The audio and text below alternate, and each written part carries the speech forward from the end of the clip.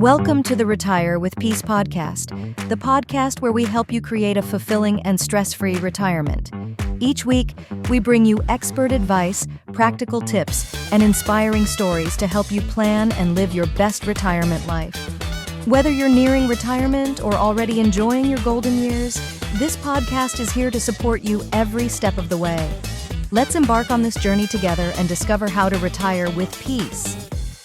Drink your water. That's the theme of today, is drinking your water. But before we go into water drinking and the benefits and how much to drink, I want to circle back first on our previous episode on eating protein, because we got lots of questions on that in terms of, what types of protein to eat, how do I do it, what's a typical day. So let's touch on that first, and then we can transition into drinking water and staying hydrated. So on the protein topic, I talked about having ideally 1 gram of protein per day per ideal body weight in pounds. That's not perfect. It doesn't have to be perfect. But if you can get around there, you're going to be in a pretty good place. So for example, if your ideal body weight is 200 pounds, target 200 grams of protein. If it's 150 pounds, target 150 grams of protein. And as we mentioned in the previous episode, try to keep your calories in check, and a lot of apps will help with that. So how do we do that? What types of protein are we focused on? Well, let's start with what is a typical day. Now, I have a job, I have 3 kids, I have a family, happily married, all that stuff. Lots of stuff happens throughout the day. So when we talk about an ideal day, that doesn't always exist, but there are some themes and some common trends that are easier to stick with and help with that goal of getting enough protein throughout the day. So personally, I tend to start the day almost every day with a protein shake, especially if I have worked out early in the morning. A whey protein shake is helpful. Just a quick absorption of protein. You can get a lot of it. And it's low fat, low sugar. Just a nice, easy way to start the day, making sure I get a good chunk of protein right off the bat. Then throughout the day, if we can target at least 3 more times where we are eating 30 plus grams of protein, that's going to put us in a good spot to go along with the early morning protein shake. Because if you think about it, if you have 4 separate times, if I do a shake right off the bat and then have 3 other times where I'm eating 30 plus grams of protein, if you're somewhere in the 30 to 35 grams of protein each time, you're going to right off the bat fall into 120 to 140 grams of protein for the day. Targeting that and then supplementing from there, maybe I add 1 more time where I'm eating 30 grams of protein, or if I'm not having time during the day, which is pretty common, if I don't have time to really prepare that well, I can supplement with maybe a protein bar, protein shake, things like that to ultimately get me up to the protein that I need.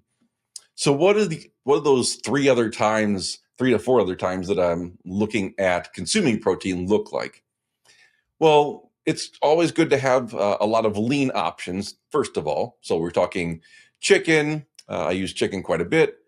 Tuna, just straight up tuna out of a can. You can mix it with mayo and cheese, which obviously adds a lot of fat and some calories. But it's not really outrageous if you're mixing it with tuna, which is pretty low cal, high protein. So you can have something that's 300 to 400 calories. That's tuna, mayo, shredded cheese. It'll fill you up really well. You can also have other types of fish that are very lean, obviously salmon, tilapia, things like that. Also good sources of protein to have throughout the day. Now, not every single time has to be super lean protein. Obviously, if you're going to be a bodybuilder or something crazy, that's great. Go for it. Then you might need some stuff that's really, really lean. But don't be afraid of other meat that's not as lean.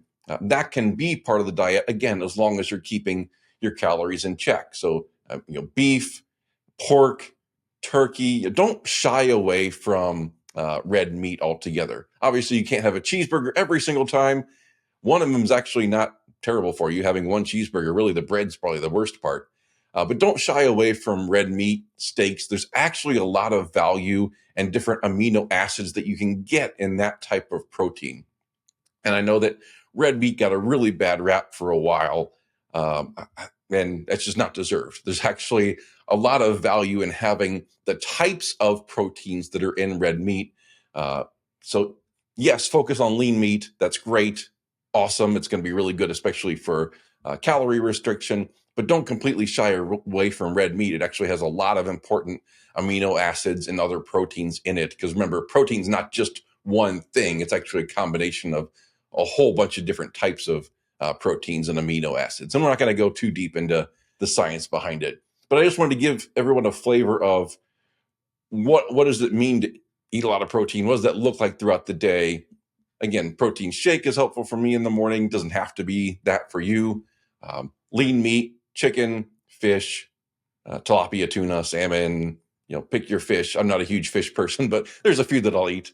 And then don't shy away from red meat. And also eggs. Eggs are outstanding. Again, talk about something that got a bad rap for a while. I know for a long time, the thought was, well, eggs are high in cholesterol, and if you eat too many, you're going to wind up with high cholesterol. That is not how that works.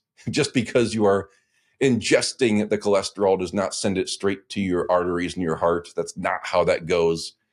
There might be a very, very small number of people for which ingesting a lot of cholesterol will be an issue for them. That is not the vast majority of people. So do not shy away from eggs. They are outstanding. Another good source of protein for you. So you have plenty of different options. Again, if you can stack up 4 different times, I use the shake for one of them at least, but if you can stack up 4 different times of having 30 to 35 grams of protein, you're already in the 120 to 140 range for the day.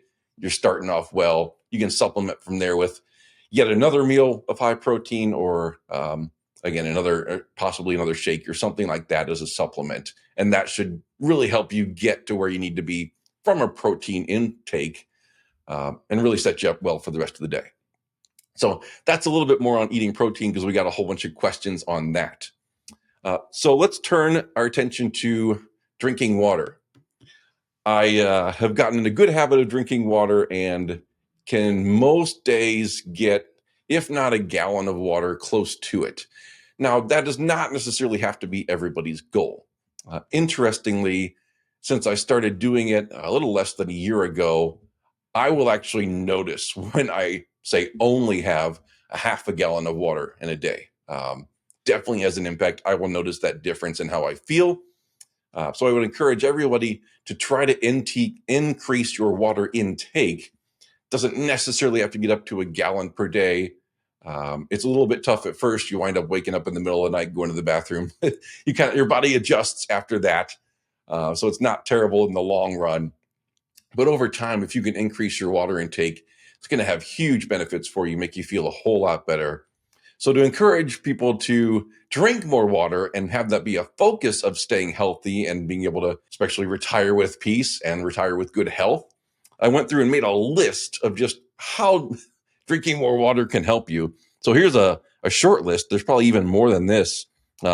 Promoting healthy skin, normalizing blood pressure, aiding digestion, helps protect organs and tissues, lubricates joints, flushing waste out, flushing bacteria from the bladder and waste products from the body, helps your kidneys, your liver, all the above. It's great stuff. Carrying nutrients and oxygen, regulating body temperature. So I can go on. There's a long list, but there's so many benefits to just drinking more water and staying hydrated. And it doesn't have to just be water. You can put electrolyte packets in that if that helps, especially if you're exercising a lot. Maybe getting an electrolyte packet, which puts a little flavor in the water. You can add lemon to water if that's your style. That's fine.